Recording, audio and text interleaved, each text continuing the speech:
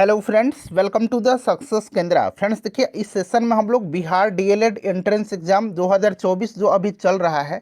Friends देखिए, जिस तरह से प्रश्न जो है इस बार बिहार डीएलएड एंट्रेंस एग्जाम 2024 में सभी शिफ्ट्स में पूछे जा रहे हैं, ठीक उसी पैटर्न पर आधारित आज हम लोग महत्वपूर्ण प्रश्नों को इस सेशन में डिस्कस करेंगे।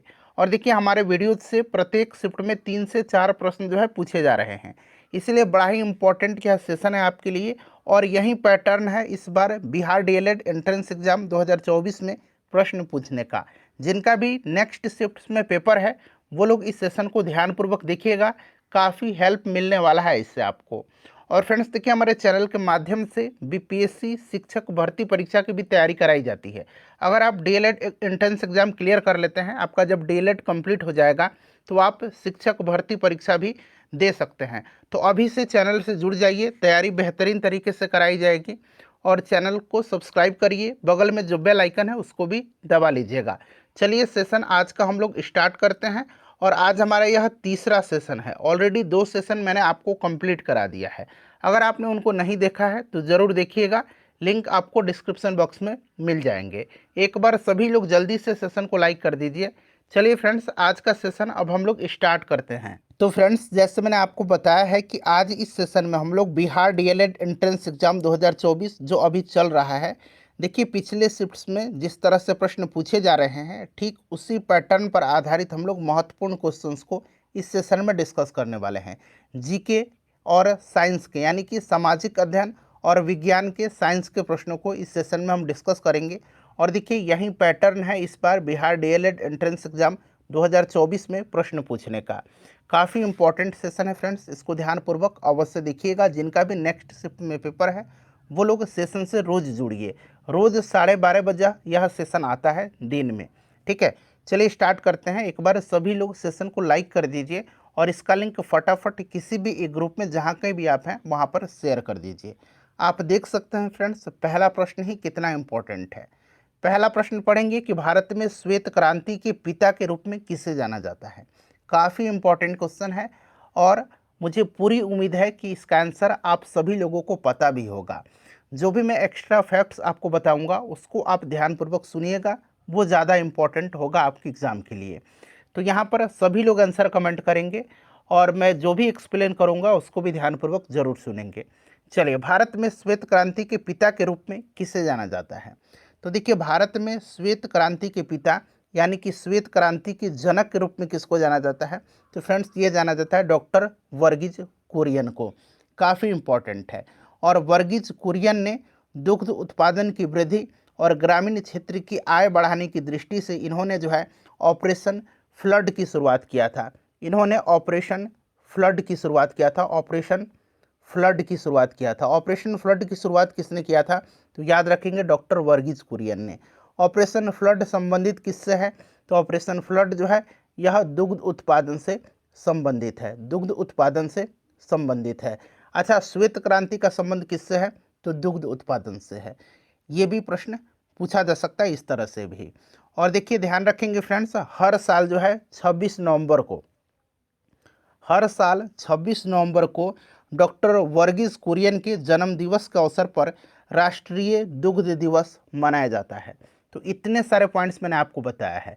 अब आते हैं हम लोग हरित क्रांति के बारे में। देखिए, भारत में कहाँ पर, भारत में हरित क्रांति के पिता के रूप में, हरित क्रांति के जनक के रूप में एम.एस. स्वामीनाथन को जाना जाता है। भारत में हरित क्रांति किससे संबंधित है। तो हरित क्रांति जो है यह खाद्यान्न उत्पादन से संबंधित है। अगर आपसे पूछा जाए कि विश्व में हरित क्रांति के जनक किसको माना जाता है, तो विश्व में हरित क्रांति का जनक नॉर्मन बोरलॉग को माना जाता है। किसको कहा जाता है। नॉर्मन बोरलॉग को कहा जाता है, ठीक है। नॉर्मन बोरलॉग कहाँ के हैं। तो ये फ्रेंड्स अमेरिका के हैं। क्लियर, ये विश्व में हरित क्रांति के जनक। और भारत में डॉक्टर एम.एस. स्वामीनाथन हैं। अब बात कर लेते हैं यहाँ पर, देखिए चार्ल्स डार्विन की। चार्ल्स डार्विन से भी संबंधित प्रश्न पूछा जाता है। चार्ल्स डार्विन ने जो है सबसे पहले विकासवाद का विचार दिया था। चार्ल्स डार्विन को विकासवाद का जनक माना जाता है। और चार्ल्स डार्विन की एक प्रसिद्ध पुस्तक है the origin of species. The origin of species, याद रखिएगा, पूछा जाता है कि द ओरिजिन ऑफ स्पीसीज किसकी पुस्तक है। तो फ्रेंड्स, चार्ल्स डार्विन की है। इतने सारे पॉइंट्स मैंने आपको बताया है। प्रश्न कहीं से भी बन सकता है आपके पेपर में। चलिए देखिए, अगला प्रश्न है कि सामाजिक अनुबंध प्रसिद्ध पुस्तक किनकी है। सामाजिक अनुबंध, अंग्रेजी में इसको कहेंगे सोशल कॉन्ट्रैक्ट, यानी कि सोशल कॉन्ट्रैक्ट जो पुस्तक है इसकी रचना किसने किया है। सामाजिक अनुबंध प्रसिद्ध पुस्तक किनकी है। सभी लोग आंसर कमेंट करिए। काफ़ी इंपॉर्टेंट क्वेश्चंस हैं सारे के सारे इस सेशन में, आप देख सकते हैं फ्रेंड्स। बताइए, सोशल कॉन्ट्रैक्ट यानी कि सामाजिक अनुबंध प्रसिद्ध पुस्तक किनकी है। तो सोशल कॉन्ट्रैक्ट जो है यह रूसो की पुस्तक है। किसकी पुस्तक है फ्रेंड्स, रूसो की पुस्तक है। अच्छा, यहाँ पर देखिए वाल्टेयर, वाल्टेयर की भी पुस्तक पूछा जा सकता है। तो वाल्टेयर की पुस्तक है letters on the English, letters on the English, ठीक है। लेटर्स ऑन द इंग्लिश किसकी पुस्तक है, वाल्टेयर की पुस्तक है। अगर आपसे पूछे जाए कि मॉन्टेस्क्यू की पुस्तक कौन सी है, the spirit of laws, the spirit of laws, LAWS, इस तरह से हिंदी में laws, the spirit of laws जो है यह पुस्तक मॉन्टेस्क्यू की है, ठीक है। तो ये सभी पॉइंट्स आप जरूर याद रखिएगा, ठीक है ना। देखिए, भारत के संविधान के अनुसार निम्नलिखित में कौन स्वतंत्रता के अधिकार में शामिल नहीं है। स्वतंत्रता के अधिकार की बात करते हैं तो सबसे पहले जान लीजिए, पहले तो इसका आप आंसर कमेंट करिए, फिर मैं आपको इसके बारे में डिटेल में बताता हूँ। देखिए, भारतीय संविधान में जो है 6 तरह की स्वतंत्रता का अधिकार वर्णित है। किस अनुच्छेद में, तो अनुच्छेद 19 में, 19 में। कितने तरह के स्वतंत्रता का अधिकार, तो ये 6 तरह के स्वतंत्रता का अधिकार हैं, ठीक है। भाषण और अभिव्यक्ति की स्वतंत्रता, शांति से और बिना हथियारों की सभा करने का। तीसरा, संघ या संगठन बनाने का। चौथा, भारत में पूरे क्षेत्र में स्वतंत्र रूप से भ्रमण करने का। पांचवा, भारत के किसी भी क्षेत्र में किसी भी हिस्से में रहने और बसने का। और छठा जो है, किसी पेशे को करने, यानी कि कोई भी रोजगार कर सकते हैं, किसी भी व्यवसाय व्यापार आजीविका को आप अपना सकते हैं, इसकी स्वतंत्रता है। तो यहाँ पर बताइए राइट आंसर क्या होगा कि कौन सा जो है इसमें से स्वतंत्रता का अधिकार में शामिल नहीं है, बताइए। तो देखिए, सशस्त्र धारण करने की स्वतंत्रता, यह भारत के संविधान में वर्णित स्वतंत्रता का अधिकार में शामिल नहीं है। जैसे कि मैंने आपको बताया है, ये 6 स्वतंत्रता का अधिकार हैं आर्टिकल 19 में। तो यहाँ पर देखिए option number B right answer हो जाएगा, ठीक है।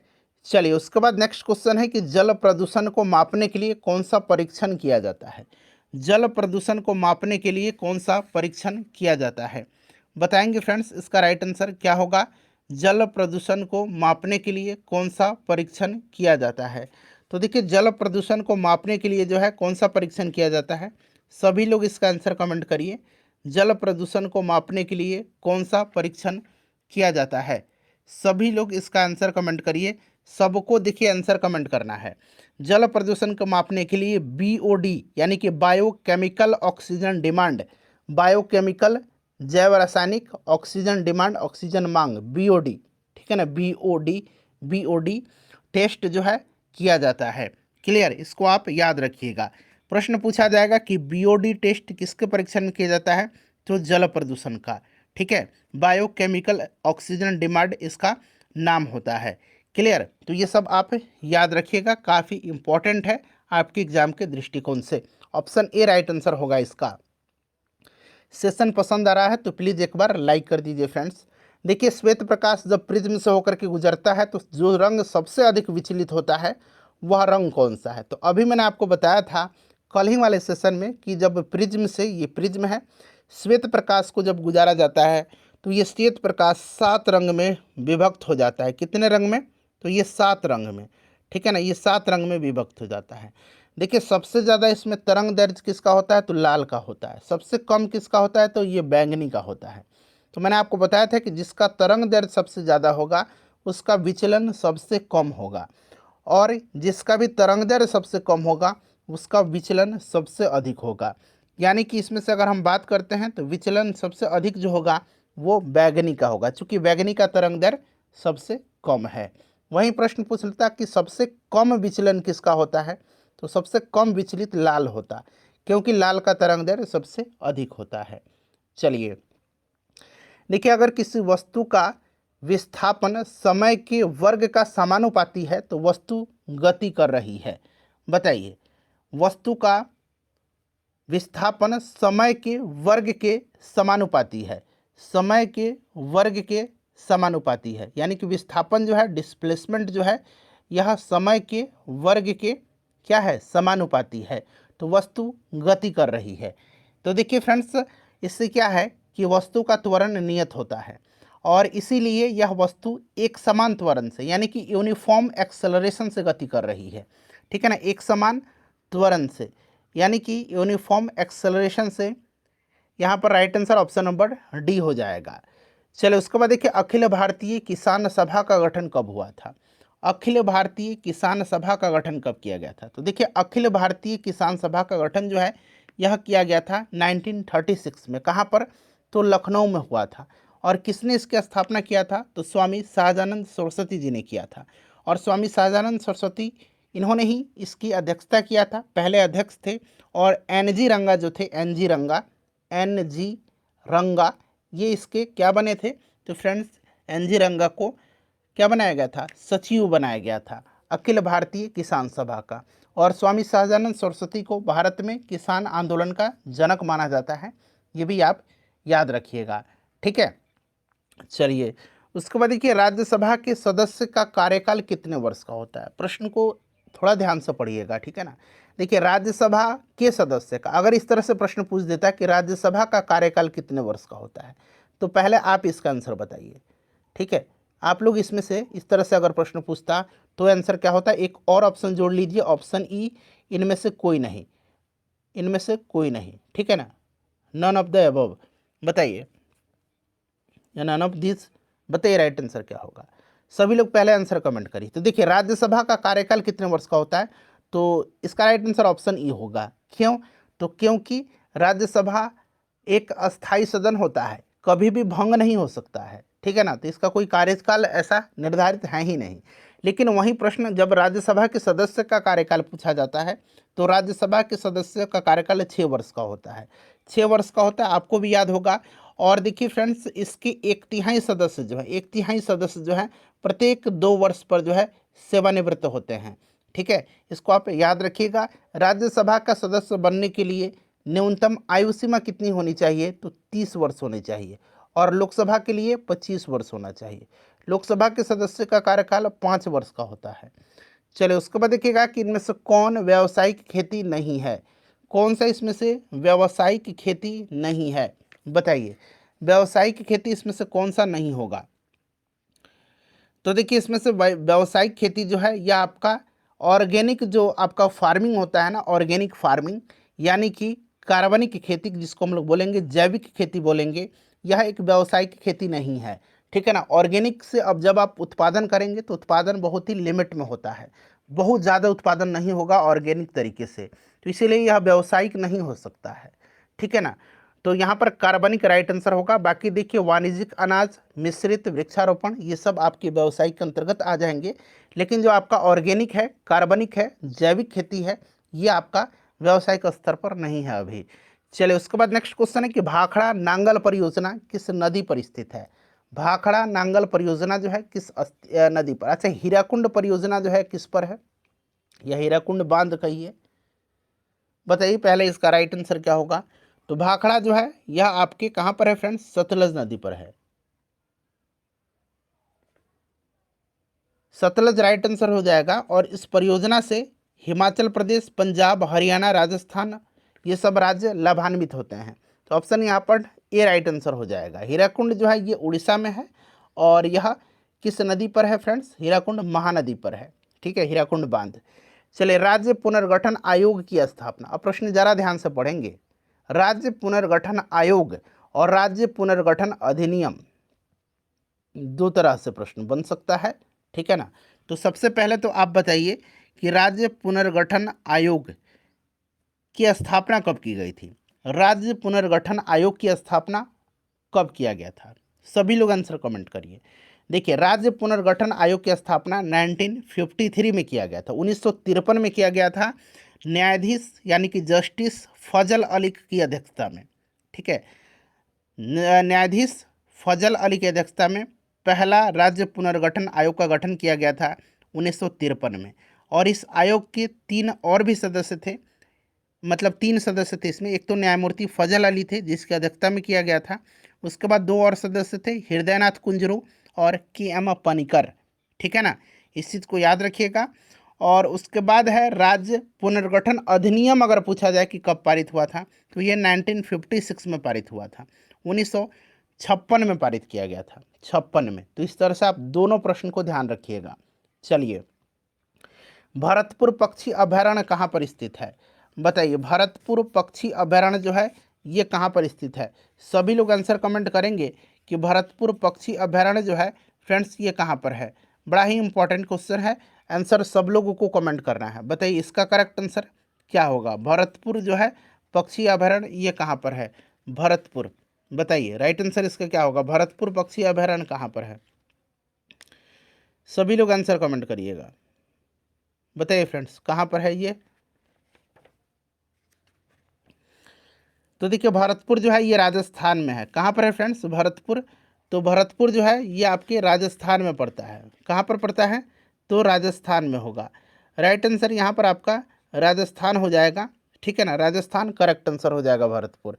अच्छा, अगर आपसे पूछा जाए कि बिहार में, तो बिहार में आपको नागी नकटी पक्षी अभयारण्य याद रखना है। नागी नकटी, नागी या नकटी, ठीक है ना, ये कहाँ पर है? जमुई में है। सरयामन पक्षी अभयारण्य ये आपके बेतिया में है, पश्चिम चंपारण में है।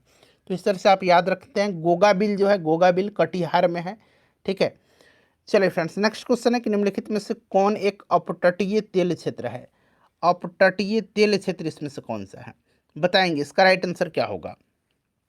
अपतटीय तेल क्षेत्र इसमें से सभी लोग आंसर कमेंट करिएगा, इसका राइट आंसर क्या होगा? तो देखिए अपतटीय तेल क्षेत्र जो है ना, इसमें से आपका कौन सा है? इसमें से तो मुंबई हाई है। मुंबई हाई अपतटीय तेल क्षेत्र है, ठीक है। दिग्बोई कहाँ पर है? दिग्बोई असम में है, याद रखिएगा, बड़ा इंपॉर्टेंट। सबसे पुराना तेल शोधक कारखाना है, असम में है।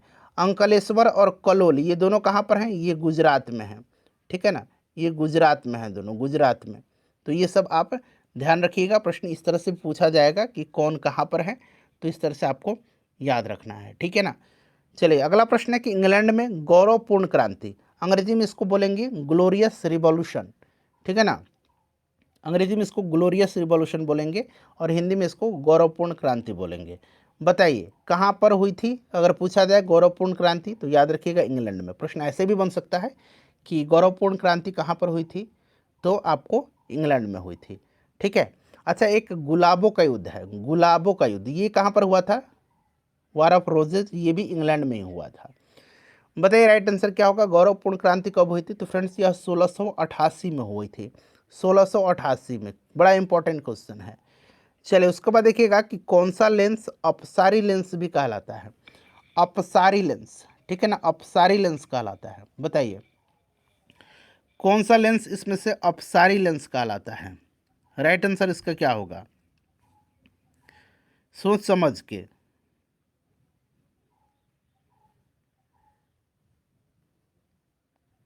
सभी लोग आंसर कमेंट करिए।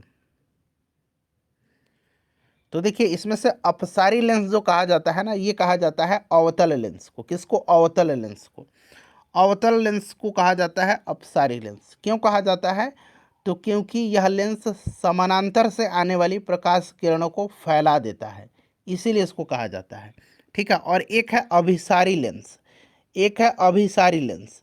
अभिसारी लेंस कहा जाता है उत्तल लेंस को। अभिसारी लेंस किसको कहा जाता है? उत्तल लेंस को कहा जाता है, ठीक है ना। अभिसारी उत्तल लेंस को कहा जाता है और अपसारी अवतल को कहा जाता है। क्लियर? इस चीज़ को आप याद रखिएगा।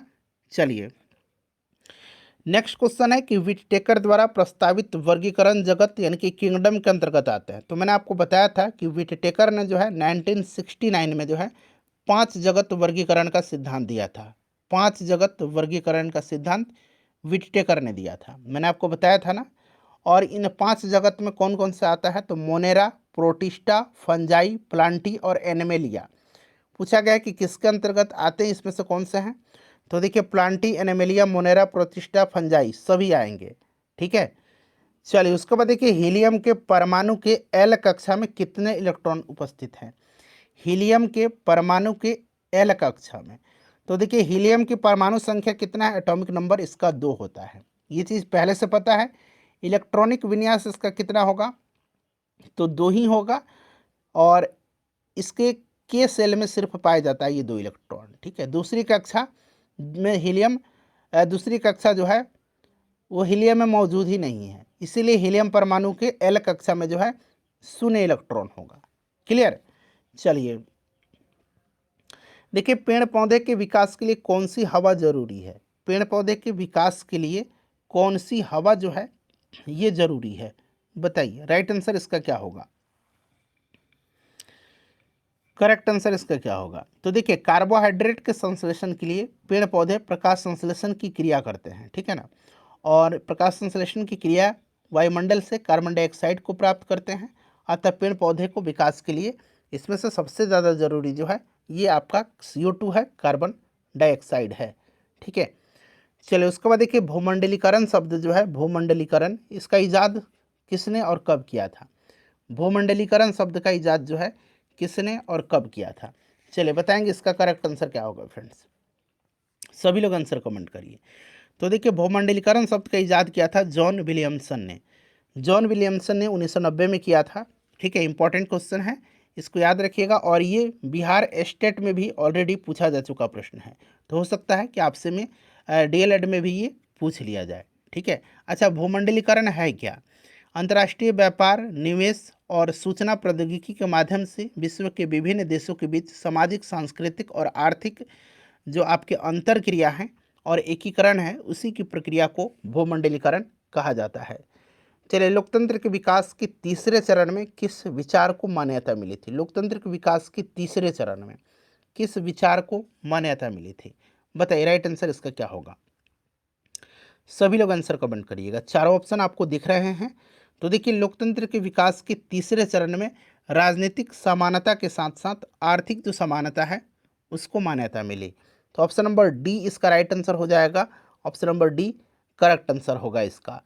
देखिए, खाली स्थान दिया गया है और उसमें पूछा जा रहा है आपसे कि समाचार पत्रों, पुस्तकों, नाटकों और गीतों में कही गई बातों को नियंत्रित करने के लिए सेंसरशिप कानून लागू किया और स्वतंत्रता एवं आज़ादी के विचारों को प्रतिबंधित किया। किसके शासन ने? बताइए, राइट आंसर इसका क्या होगा? तो देखिए, जो रूढ़िवादी थे, ठीक है ना, जो रूढ़िवादी थे उन्होंने ही 1815 में यूरोप में जो है इस तरह की प्रतिबंध सेंसर कानून लागू किया था, और स्वतंत्रता जो और आज़ादी के जो विचार हैं उसको इन्होंने प्रतिबंधित किया था रूढ़िवादियों ने। किसने? रूढ़िवादियों ने। ठीक है, देखिए, इनमें से कौन सबसे अधिक सक्रिय धातु है? तो देखिए, इसमें से सबसे अधिक सक्रिय धातु पूछा गया है। ठीक है, बताइए राइट आंसर इसका क्या होगा? बताइए राइट आंसर क्या होगा? तो देखिए, सबसे अधिक इसमें से अगर हम सक्रिय की बात करते हैं, अच्छा, सबसे अधिक आपसे पूछा जाए, इनमें से ना पूछ करके सिर्फ आपसे पूछा जाए कि सबसे अधिक सक्रिय धातु कौन सी है, तो सबसे अधिक सक्रिय धातु जो है आपको याद रखना है फ्रेंड्स, ये आपकी कौन सी धातु है?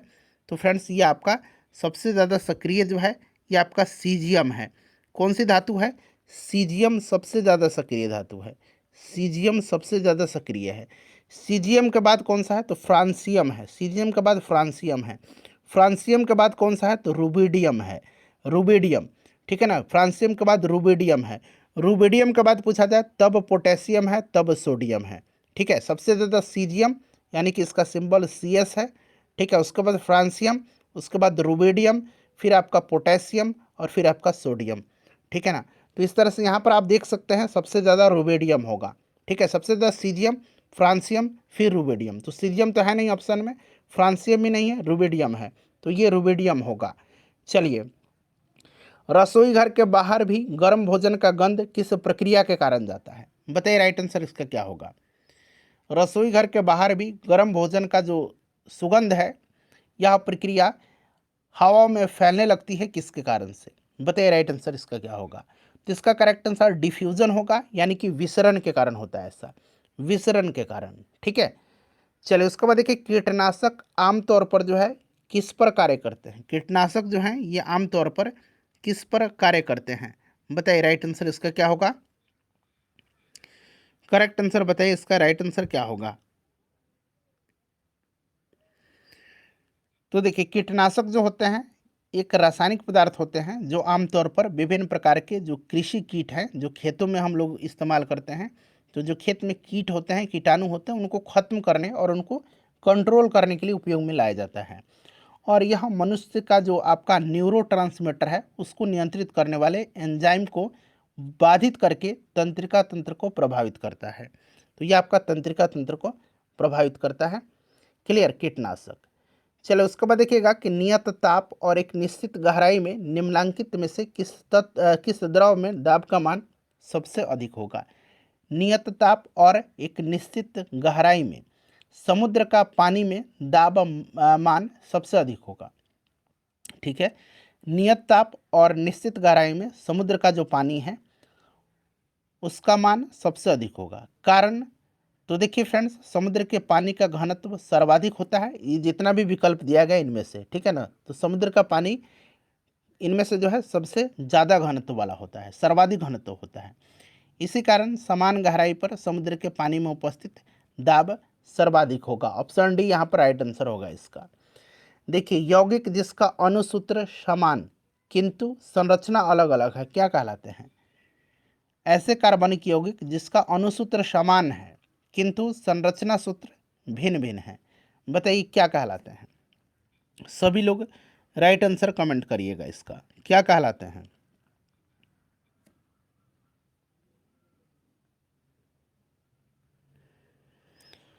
तो देखिए, इसको कहा जाता है आइसोमर। ऐसे कार्बनिक यौगिक जिनका अणुसूत्र समान है किंतु संरचना सूत्र भिन्न भिन्न होता है उनको हम लोग आइसोमर बोलते हैं, यानी कि समअवयवी बोलते हैं।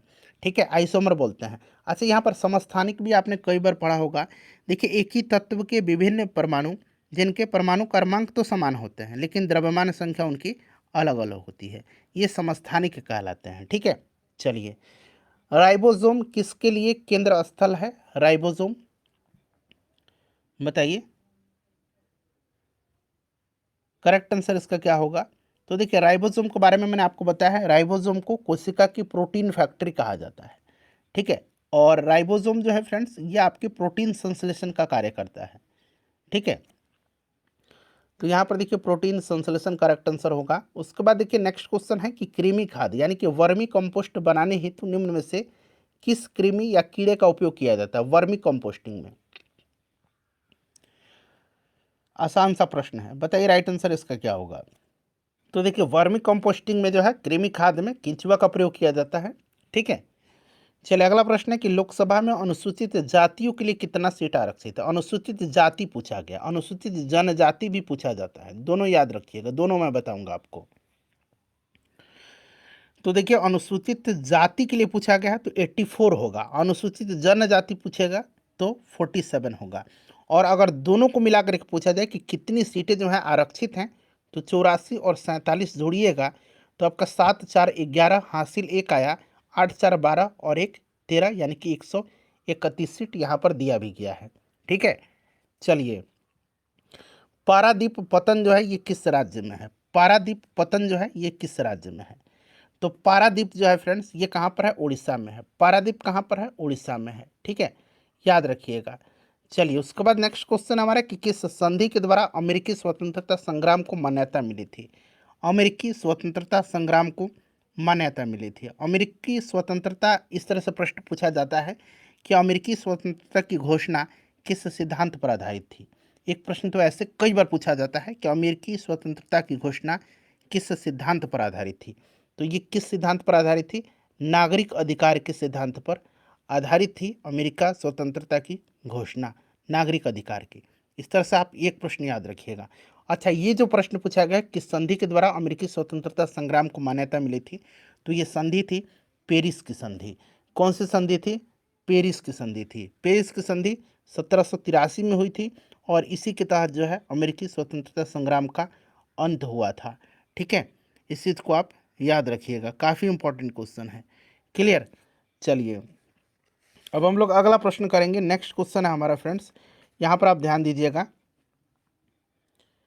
हाँ, कि देखिए, तारीख दाऊदी नामक पुस्तक के लेखक कौन है। तारीख दाऊदी नामक पुस्तक के लेखक कौन है, बताइए राइट आंसर इसका क्या होगा। तारीख दाऊदी नामक पुस्तक के लेखक कौन है, सभी लोग आंसर कमेंट करिएगा। तारीख दाऊदी को लिखा है अब्दुल्ला ने। किसने लिखा है फ्रेंड्स, अब्दुल्ला ने लिखा है। तारीख दाऊदी को किसने लिखा है, तो आप याद रखिएगा अब्दुल्ला ने लिखा है। तारीख दाऊदी, ठीक है, काफ़ी इंपॉर्टेंट है तारीख दाऊदी। अब्दुल्ला ने लिखा है, ठीक है, अब्दुल्ला ने लिखा है। राइट आंसर ऑप्शन नंबर यहाँ पर ए होगा। कौन सा होगा फ्रेंड्स? तो ऑप्शन नंबर ए होगा। यहाँ पर देखिए अब्दुल्ला राइट आंसर हो जाएगा, तारीख दाऊदी के लेखक, ठीक है। और यह पुस्तक जहांगीर के शासनकाल में लिखी गई थी और इसमें दिल्ली के जो शासक बहलोल लोदी है वहाँ से लेकर के अफगान शासकों तक का जिक्र है। चलिए, यंग इंडिया किसकी पत्रिका है? यंग इंडिया जो है ये पत्रिका, आसान क्वेश्चन है, यंग इंडिया जो है ये महात्मा गांधी जी ने लिखा है, महात्मा गांधी जी ने लिखा है यंग इंडिया, ठीक है। चलिए, उसके बाद देखिए नाजी पार्टी का प्रतीक चिन्ह क्या था? नाजी पार्टी, नाजी पार्टी की स्थापना हिटलर ने किया था। और देखिए नाजी पार्टी का जो प्रतीक चिन्ह था ये आपका स्वास्तिक का चिन्ह था, स्वास्तिक का चिन्ह था, ठीक है ना, स्वास्तिक का चिन्ह था, स्वास्तिक का चिन्ह था। ऑप्शन नंबर यहाँ पर स्वास्तिक हो जाएगा, ऑप्शन नंबर बी। चलिए, उसके बाद देखिए चूड़ामन राय किस विद्रोह से संबंधित हैं?